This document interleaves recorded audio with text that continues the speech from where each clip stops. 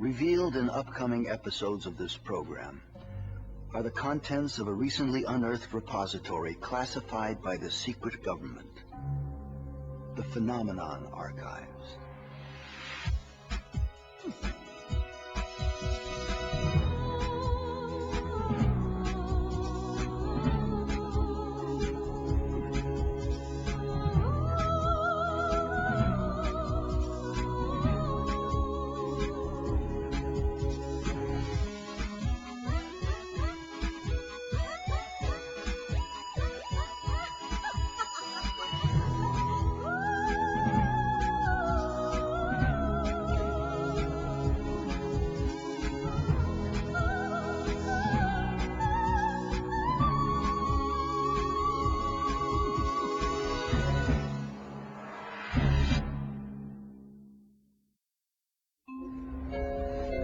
Is there a secret history of the United States intentionally hidden by the mainstream media? Could there be a secret society of fat-moneyed businessmen whose agenda has been the cause of every major war and economic depression? Is there a shadowy elite gently pulling the strings of our world to bring about their own self-serving political program? The answers may surprise you. Nearly 200 years ago, Thomas Jefferson wrote, "If the American people ever allow the banks to control the issuance of their currency, the banks and corporations that will grow up around them will deprive the people of all property, until their children will wake up homeless on the continent their fathers occupied." Throughout the history of the United States, there's been this running battle over who controls how much money is in the system. Will it be some privately owned central bank, or will it be the people, the Congress, for the benefit of everybody in the country? Everything evolves around the Federal Reserve, a private bank that was given a monopoly on the creation of paper money. Every $100 bill which the Federal Reserve System prints and is sold to the United States at full face value represents a $100 loan. Even though the government pays for it, they still pay interest. 100 years after Jefferson, Abraham Lincoln pondered these same issues. The government should create, issue, and circulate all the currency, he said. Creating and issuing money is the supreme prerogative of government. Adopting these principles will save the taxpayers immense sums of interest, and money will cease to be the master and become the servant of humanity. What do the fears expressed by Jefferson and Lincoln and modern-day economists have to do with what President George Bush called the New World Order? It's a conspiracy. What else can you call it? It's a conspiracy against the people of the United States and of the Western world. Just when you think you're ahead of the game, someone changes the rules. This week, we'll visit the scene of a crime so huge that most of you will not believe it to be real, and so perfect that even today, 86 years after the fact, few realize that the crime even took place. The creation of the Federal Reserve System was about more than just money. Some refer to it as the secret birth of a criminal conspiracy to rob the American middle class of its hard-earned wealth.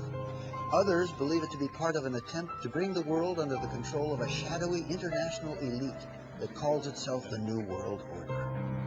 And through it all, we have wars, assassinations, and Martians. In fact, if it weren't for the Martians, you might have heard about this mother of all conspiracies a long time ago. We know now, within the early years of the 20th century, this world was being watched closely by intelligences greater than man's. On October 30th, 1938, the Mercury Radio Network interrupts the music of Ramon Raquello and his orchestra from the Park Plaza Hotel of New York City for a special news bulletin. The infamous War of the Worlds broadcast begins with its terrifyingly real description of an invasion from Mars.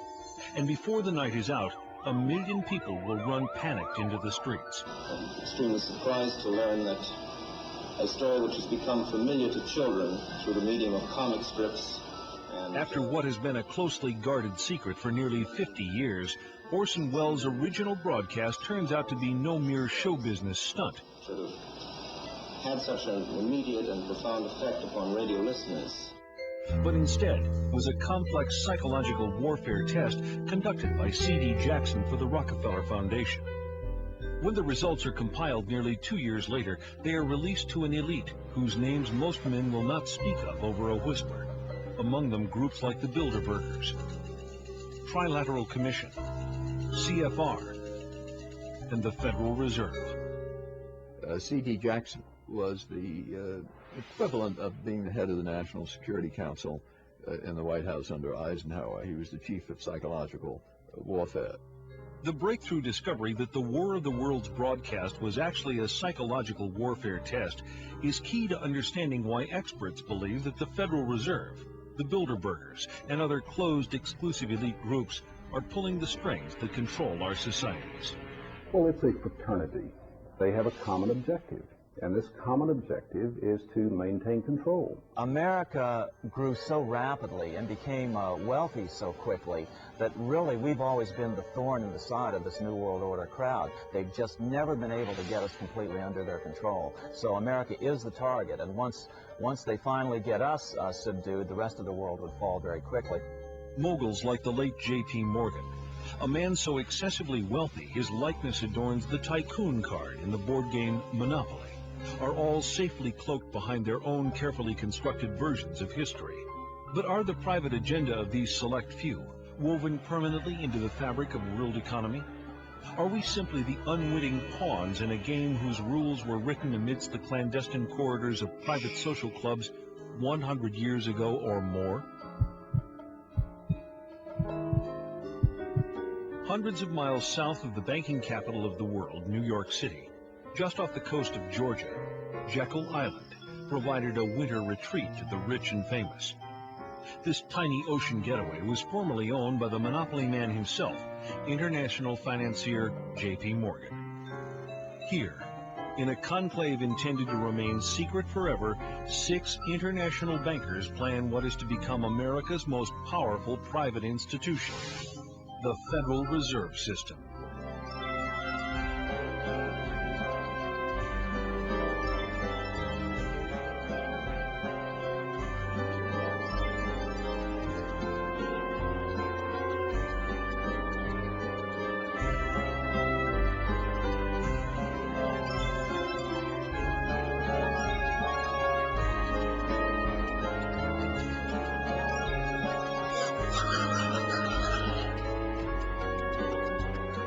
The Jekyll Island story is one of the great untold stories of the 20th century. These bankers who got together, left Hoboken in a sealed train, and the reporters were going crazy. They knew this was big. These are 5 of the biggest bankers in the world getting on this sealed train. The reporters want to know what the hell was going on. And they didn't know for years what had happened. It is at the urging of the famous poet Ezra Pound that Eustace Mullins begins his own personal search for the truth about the origins of the Federal Reserve. Ezra Pound's young artists and writers, friends, were killed during World War I. Ezra wanted to know why they died. Digging book by book, row by row, in the entire economics section of the Library of Congress, I found this little magazine with the Jekyll Island story in it. When I took that to Ezra Pound, he was so thrilled. It was the biggest discovery of his life. In fact, Ezra Pound called the Jekyll Island story the biggest detective story of the 20th century. But why? Andrew Gray, grandnephew of one of the 6 men who met to plot the creation of the Federal Reserve System, scoffs at talk of secret cabals. Well, I'm asked whether the Jekyll Island meeting can be automatically classed as a conspiracy. And the answer, first of all, is that the need for secrecy does not necessarily imply conspiracy. Very important legislation of any kind cannot be drafted in public forum. Back in 1910, they called themselves the Jekyll Island Club. Collectively, members represented more than 1/6 the wealth of the entire world. So anxious were they to keep any knowledge of their meetings secure, they used code names even when talking to friends. "We're going to Jamaica," they would say. and those in the know would understand they were traveling to Jekyll Island. The immediate excuse was the money panic of 1907, which was engineered by Jacob Schiff and the Rockefellers to gain control of some corporations they were after. And so then they said, look, we've got another nationwide panic, we've got to have banking reform. The birth of the Federal Reserve System, we know, was at Jekyll Island, Georgia, in a secret meeting that took place that was attended by Senator Aldrich, who was the chairman of the banking committee, and whose son I knew, incidentally, Winthrop Aldrich, when he was chairman of the Chase Bank. The Aldrich Bill, as it was initially called, received such violent opposition from Democrats and reformers like William Jennings Bryan that despite avid lobbying by the monopoly men, the bill quickly went down to defeat.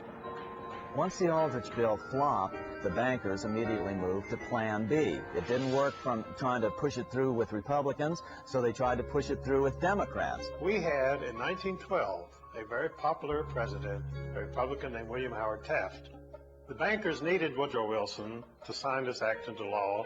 He did not have much charisma. He had not a chance against William Howard Taft. Teddy Roosevelt. He was an explosion upon the political scene. Dynamic, outspoken, warm, colorful, exciting, inspired. And under the surface was a man of ideals. You could say that J.P. Morgan really owned Theodore Roosevelt. You see, his right-hand man, vice president of his bank in New York, George Perkins, lived at the White House. He was a liaison man with the president. And so they drugged Theodore Roosevelt out of obscure retirement. Roosevelt formed the Bull Moose Party and split the Republican Party and elected Woodrow Wilson. That's the only way they could do it. Woodrow Wilson, immediately after his inauguration, called a special session of the Congress to do away with the protective tariff, which had been the thing that had built this country. The second thing that happened was that the income tax came in. And the final thing was the creation of the Federal Reserve, which took place in December, around the Christmas holidays in 1913, that put the cap on this whole revolution. Most of the senators had gone home for the Christmas holidays. We call that in legislative circles having the skids greased. And the skids were greased, and they just slid it right on through. Without much fanfare, the president signed it. It became law of the land. One of the major opponents during the Federal Reserve Act battle was Representative Charles Lindbergh from Minnesota, who, interestingly enough, was the father of aviator Lucky Lindbergh, the first guy to cross the Atlantic Ocean solo. And Lindbergh fought them tooth and nail and referred to the Federal Reserve Act as the worst legislative crime ever perpetrated in the history of the United States. And that may indeed well be true. By 1916, even President Wilson was worried. He lamented, "The growth of the nation and all our activities are in the hands of a few men." Near the end of his life, Wilson said that he had been deceived into signing the Fed into law, reportedly murmuring just before he died, "I have unwittingly ruined my government."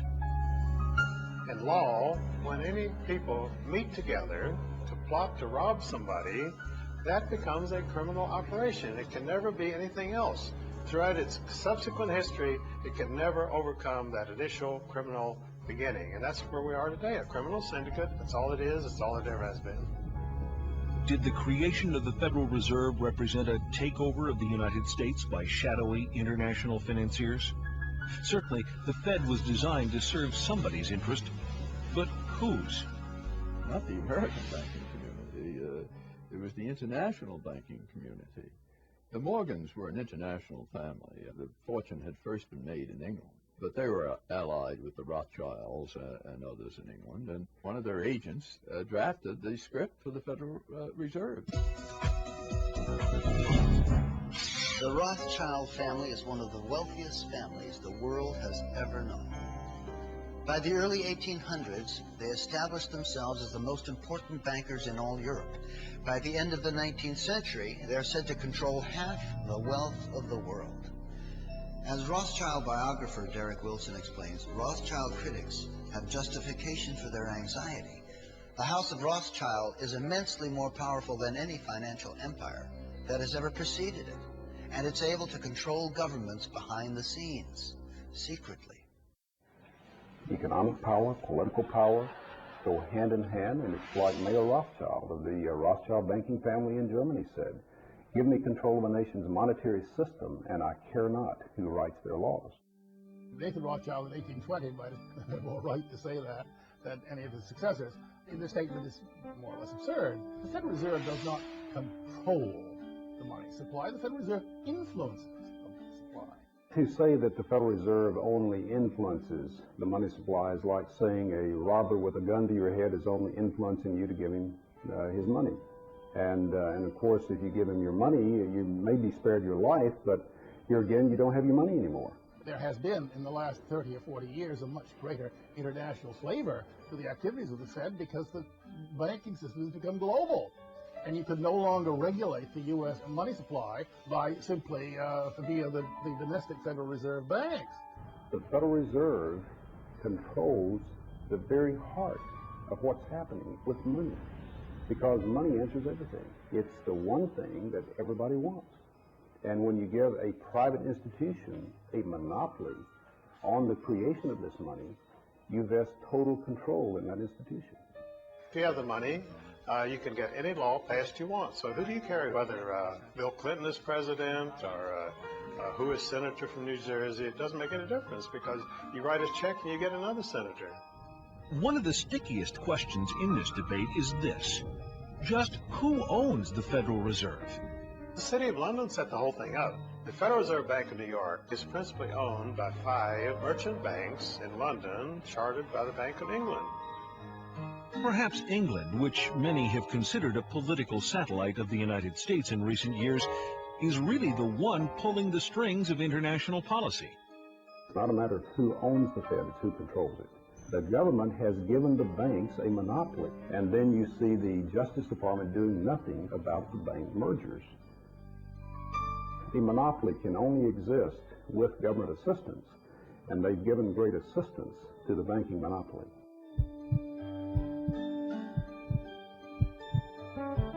Perhaps the headiest allegation made against those who run the Federal Reserve is that they are responsible for 3 of the biggest tragedies of the 20th century: World War I, World War II, and the Great Depression.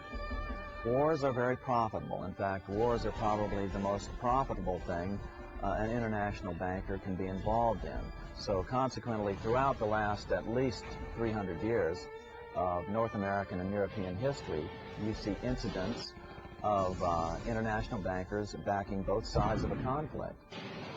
They've been trying to have a war in Europe since 1885, but the central banks of Europe had already bankrupted all the nations of Europe. They had no money. The only money was here in the United States. In order to get that money, they had to put a central bank over on the American people. It was sold as a way to bring stability to the American economy.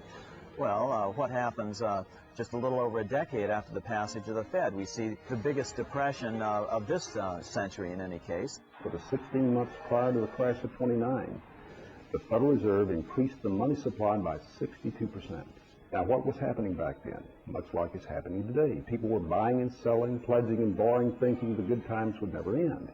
And then at the time of the crash, they pulled the plug on the money supply, and the people who had pledged their stocks, their bonds, their homes, their cars, everything, they pledged their savings accounts, they lost it all.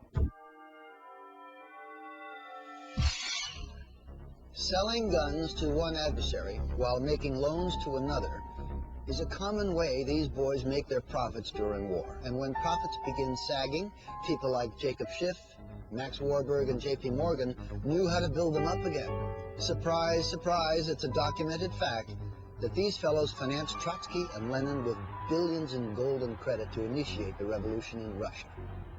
With Russia out of the war and America in, the conflict was extended by at least another 2 years. 2 more glorious years of gun sales and wartime bank loans, upon which to earn interest for many more years to come.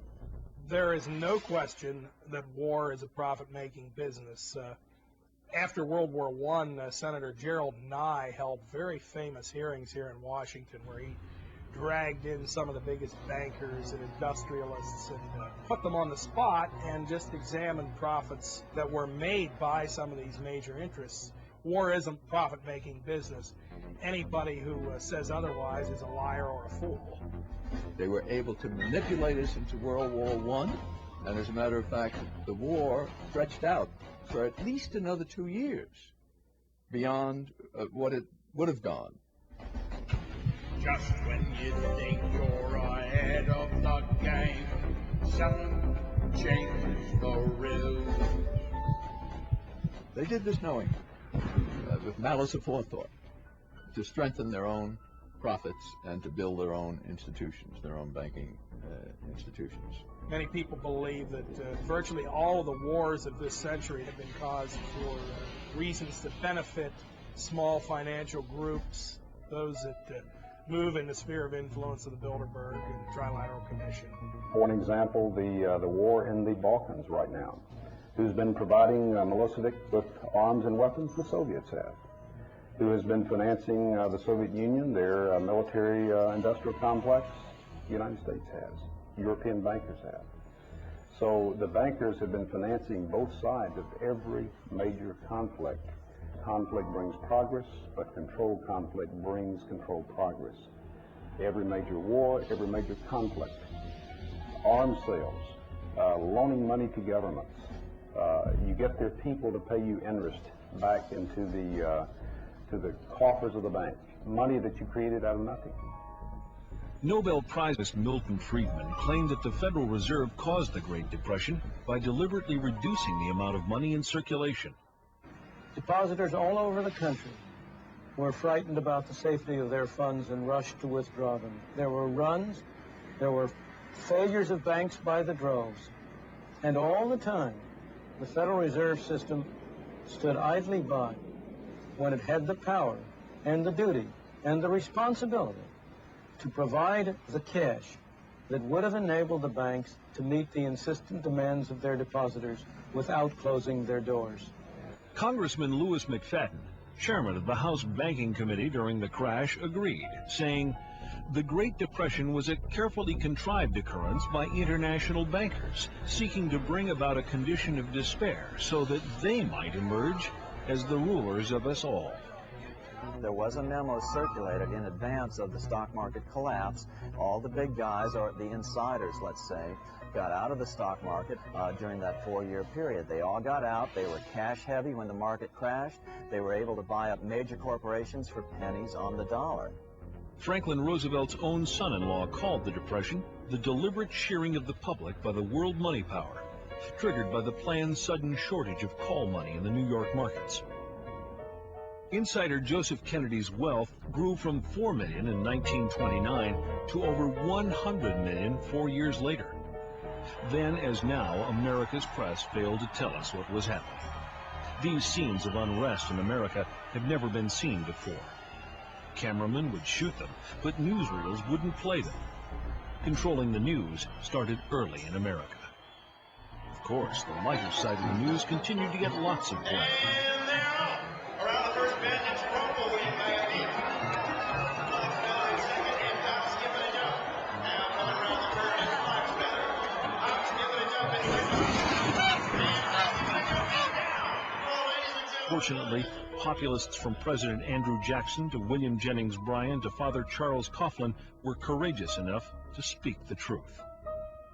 May I remind our President with all due respect that not one of these soldiers cast a ballot on that fateful Good Friday night in the spring of 1917 to force a peace-loving nation like ours to take up arms for the profiteers and the exploiters of mankind. And during the Depression, no one was more dangerous to the banking interests than Huey Long. We've tried the Republican Party, we've tried the Democratic Party, then we've gone back and tried the Republican Party, and now we're back trying the Democratic Party. And unfortunately, whenever we get into power with either one of these parties, we find that the one crying need of our people, the redistribution of wealth, so that none would be too poor and none would be too rich, is always neglected by the party that is in power. How many men ever went to a barbecue and would let one man take off the table what's intended for 9/10 of the people to eat?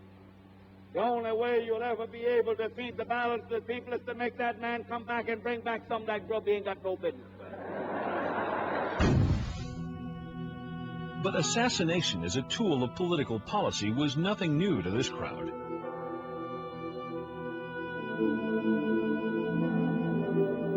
President Jackson, for example, in his era, he was the leading opponent of the privately owned central bank. Well, what happened to him was an assassin who was connected to international bankers, it was later found out, got right up to Jackson, stuck 2 pistols in his belly, fired both at the same time, both misfired. Jackson was saved. And interestingly enough, even though history books don't spend much time dwelling on this bank problem, Jackson himself numbered this as his leading accomplishment. In fact, on his tombstone, do you know what's on it? It's, "I killed the bank." 7 changes the rules. Going back to the American Civil War, Germany's Chancellor Otto von Bismarck declared, "The division of the United States was decided by the high financial powers of Europe." They were afraid that the U.S. would upset their financial domination over the world. They saw tremendous booty if they could substitute 2 feeble democracies burdened with debt to the financiers in place of the vigorous republic sufficient unto herself. Abraham Lincoln realized this, and so stood firmly for preservation of the Union. But Lincoln needed money to win, lots of it. He went to the Wall Street bankers who wanted 36% interest per annum. Honest Abe chose a less expensive alternative, choosing to have Congress issue the money. The bills were called greenbacks, and they weren't backed by gold, only by the full faith and credit of the United States. With Congress issuing the money, not 1 penny of interest was paid to private bankers. The assassination of Lincoln was related to the bankers wanting control of the money. The same thing went for John Kennedy, that he was planning to reintroduce the U.S. notes rather than Federal Reserve notes. And of course we go back to the Constitution of the United States, which provides that the Congress shall coin the money, the currency, and regulate the value thereof. If you go out and ask the average person on the street who issues the money, they'll say the government issues the money. That's why the lie works, because people know intuitively that the government should issue the money. Well, the Federal Reserve is neither federal in his doubtful reserves. You will not find the Federal Reserve in the blue pages of government in any phone book. You will find it in the business pages next to Federal Express. Congressman Louis McFadden fought the Fed to his last breath. He once called it a superstate controlled by international bankers and international industrialists acting together to enslave the world for their own pleasure. 2 attempts were made on his life, one from a man wielding 2 pistols, both shots missed, and the second from a poisoning attempt, but fortunately there was a doctor on hand to pump his stomach. Of course, a conspiracy powerful enough to cause both world wars and the Great Depression would have to have a clubhouse somewhere, if only to split up the cash. It turns out they do. If you haven't heard of the Bilderbergers, it's for one reason only. They haven't wanted you to. At their annual closed-door meetings, no outsiders are allowed even close to the building. Here are gathered the most powerful individuals of the Western world, united regularly at club meetings. Yet nothing is reported by the New York Times, the Washington Post, or the LA Times. What really fascinates me is the complete blackout in the American press. For more than 20 years, I've gone down to the press club every day. I check the wires in their library, mingle with other paper boys, and I asked them the question many times, why, when if 120 film stars or 120 NFL football players met behind locked and guarded doors at a remote location for 3 days, you'd try very hard to penetrate and find out what those movie stars or football players are doing. Well, I have no curiosity at all when 120 of the world's most powerful financial leaders and political leaders meet for 3 days in a remote location behind armed guards in a complete blackout. Well, I have no curiosity. Actually, quite a bit of security, but it's discreet. So what would happen if someone tried to sneak through the trees back there? I don't know. I wouldn't want to try it. What we do hear coming out of those meetings is incredible about the plans of the New World Order to consolidate power. Political power and economic power coming together at the highest level. But what I call the lapdog media, the controlled media in this country, you would think that they would be going to court, crying freedom of information, open meetings, sunshine law, and all of these things, but the silence is deafening.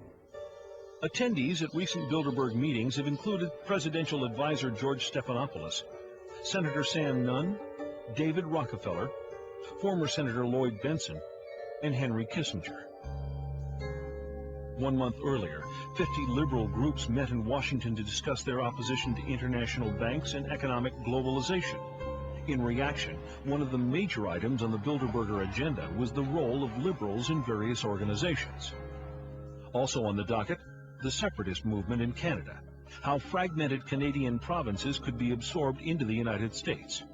Next, the expansion of NAFTA from Alaska to Chile, to boost corporate profits by encouraging American businesses to move to Latin American countries, where the costs of labor are low and environmental laws are not enforced. Do organizations like the Bilderbergers, the Council on Foreign Relations, and the Federal Reserve pull the strings of our lives like master puppeteers? Or are such ideas merely the paranoid ravings of conspiracy theorists? The people who call conspiracy theorists are not the conspiracy theorists themselves. We're talking about facts here. The Bilderberg Group does exist. The Federal Reserve does exist. The people who are members of the Bilderberg Group are also the people who do control the Federal Reserve. These are all facts. David Rockefeller himself thanked the media for keeping this all hushed up. If it wouldn't have been for you, then we wouldn't have been able to pursue our interests towards internationalism. They're conspiring to eliminate the United States as we know it through something as simple as the elimination of our national identity. Why is it the major media would deny this? Let's look at the ownership of the major media. Let's look at the roster of, say, the Bilderberg meeting. Katharine Graham owns the Washington Post. Katharine Graham has been to the Bilderbergers. Conrad Black, one of the largest media barons in Canada and Europe, has not only been to these meetings, but he has hosted the meeting just a few years ago. Every year they meet in secret, and there is an absolute news blackout. There is never anything reported in any of those papers. In this country, the press is seen as the fourth estate. You know, you've got the judiciary branch, the legislative branch of government, the executive branch of government. Then you're supposed to have the press keeping an eye on these three. If leaders from these three are working with other leaders around the world to determine economic policy, wars, human rights, etc., then yes, the press has a responsibility to get in there and to inform people. But just 2 years ago, I think 1997, the First Lady attended the meeting in Georgia. A few papers in Georgia picked it up, but this is the First Lady at a meeting with people who really arguably want to rule the world. Now, that should have been front page news. Well, the fifth estate are the international bankers, and they just couldn't accomplish their goals without being to control the electronic media. Now, what they hate more than anything else is this outbreak amongst the internet, cable TV, radio talk shows. That's what they can't control. They need control, and without it, they aren't going to get what they want. Of course, one person's sinister conspiracy could just be another person's private affair. The Bilderberg is a clubby atmosphere. That's what it is, really. It's a clubby affair. By invitation only. Now, when you see groups like Council on Foreign Relations, Bilderbergers, Trilateral Commission, you have to remember bankers work internationally, and the central banks in all countries work together, and they do this through special groups. They formed the Council on Foreign Relations at the Versailles Peace Conference after World War I. Now, many conservatives believe the CFR runs in the United States, but it only does it secondhand because the real orders come out of London first. Decisions arrived at in secret Bilderberger meetings apparently do affect our lives as much, if not more, than the policies adopted through Democrat-Republican squabbling. When no other newspaper bothered, the tiny Washington publication The Spotlight single-handedly invaded the shroud obscuring these secret gatherings. Well, by penetrating the secrecy of Bilderberg, we were able to do an advanced story on the end of the Cold War, the downfall of Maggie Thatcher, an advanced story on the Persian Gulf War, then President George Bush's reversal from his read my lips, no new taxes pledge.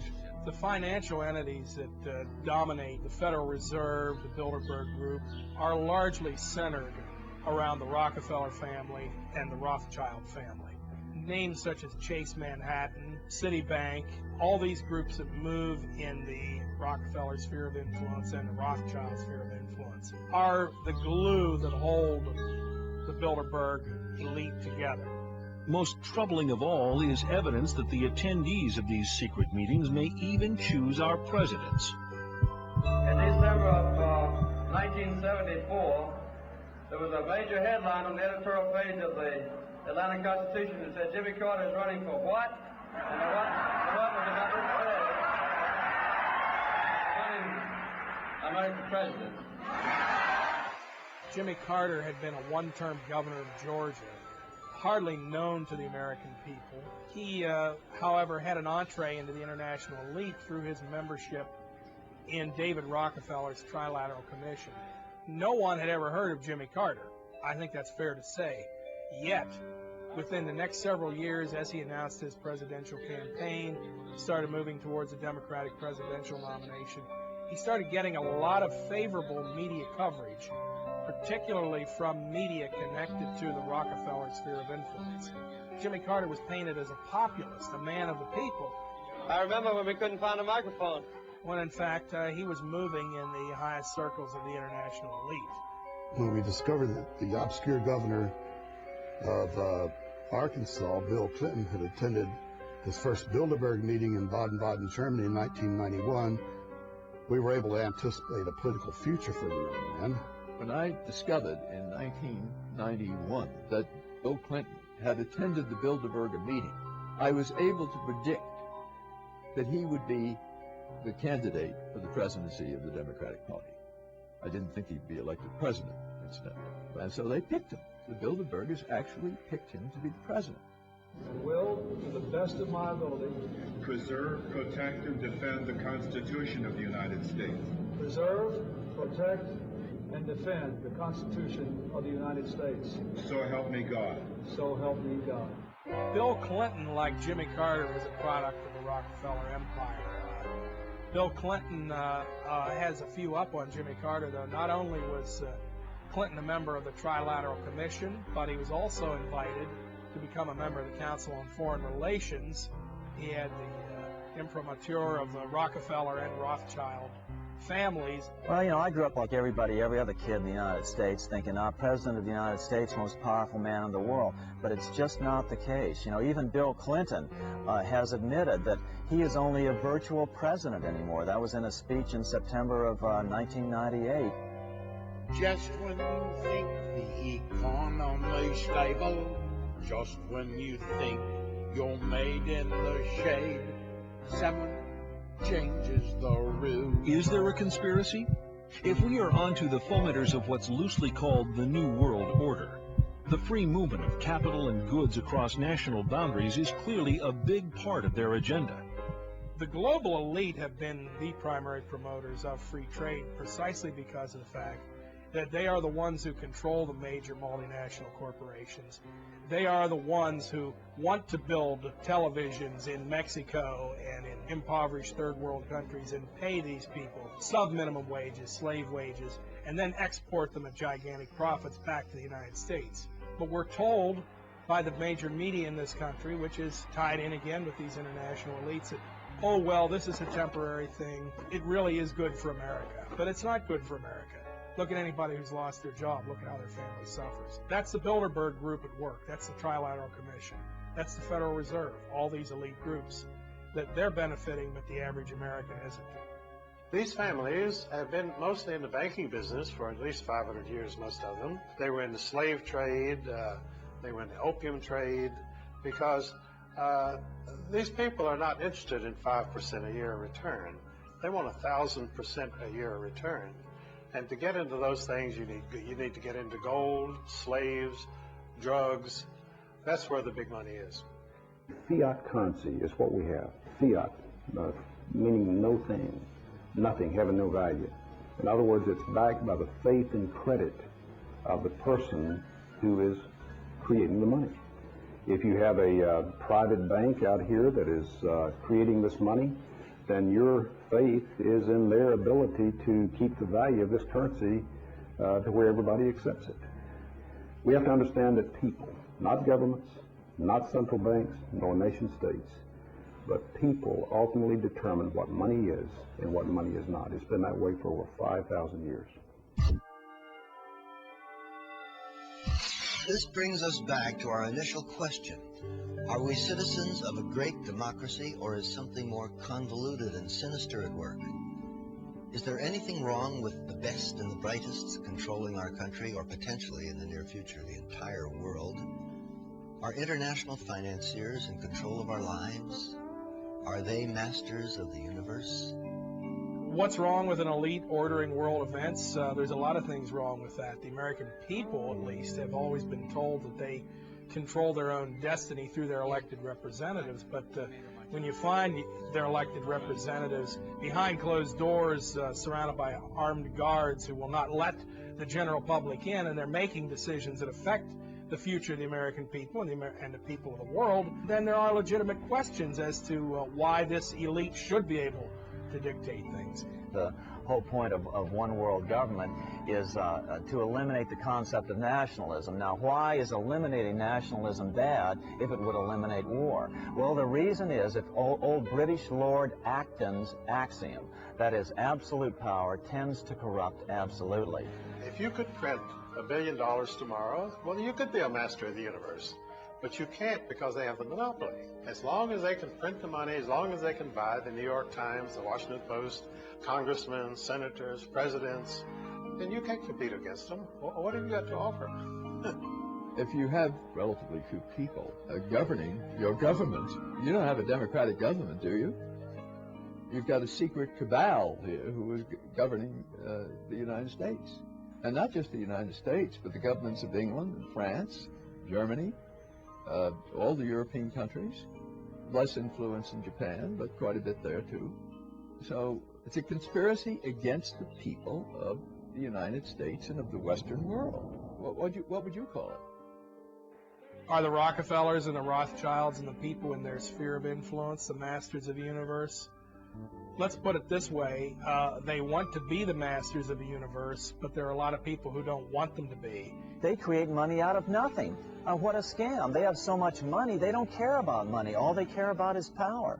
All they care about is being able to control the political situation so it goes their way. But they still have not been able to succeed in America because of the wealth and the independence and the patriotic spirit of the American middle class. That's the only thing that's holding this world from a situation of total despotism. See, if I serve you a black cup of coffee and it's 95% coffee but 5% arsenic, it's mostly coffee, but it's going to kill you in the end. What we've been doing is we've been getting a truth-error mixture of events going on around the world. Enough truth to make it seem plausible, but enough error to get you off course. A lot of it has to do with our educational systems, where we've been dumbing our kids down. And when you dumb them down, it's the cruelest form of censorship, because most of this current generation can't even read the books that these guys would be scared of. It's only fitting that we end with a quote from the man who started it all, Woodrow Wilson, a dreamer who tried to change the world for the better, but who in his final years ended up regretting many of the important accomplishments attributed to his presidency. We are controlled by a small group of dominant men, he said, of the worst ruled and most completely controlled governments in the civilized world. Is there a sinister conspiracy in control of our lives? Are there masters of the universe? If there are, I'm not one of them, nor would I want to be. Democratic societies have always been the crowning glory of human civilization, and in a democracy, the people decide. They don't have their decisions made for them. Masters of the universe, you've seen the evidence, you decide. Just when you think that your life has turned sunny, you're counting your money, tasting the honey. Just when you think you're ahead of the game, someone changes the rules.